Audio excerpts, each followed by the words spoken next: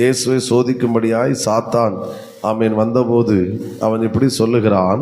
6ஆம் வசனம், இவைகள் எல்லாவற்றின் மேலும் உள்ள அதிகாரமும் இவைகளின் மகிமையும் உமக்கு தருவேன்.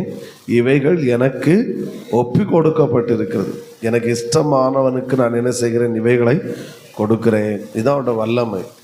அது என்னன்னா ஆளுகை. அதான் அவனிடத்துலேருந்து ஒரு பெரிய வல்லமை. என்னது? ஆளுகை. ஸ்தோத்திரம். இன்னொரு இடத்துல இயேசு சொல்லுகிறார், இந்த உலகத்தின் அதிபதி என்னிடத்தில் வருகிறான், என்னிடத்தில் அவனுக்கு ஒன்றுமில்லை. அவனிடத்தில் இருந்த ஒரு வல்லமை என்பது அதிகாரம், ஆளுகை.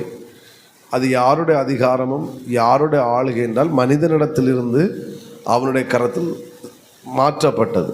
ஏதேன் தோட்டத்திலே பாவம் செய்த போது அவனுடைய கரத்திலே அது மாற்றப்படுகிறது. அப்போது சாத்தான் இடத்துல சிலுவைக்கு முன்னாடி அந்த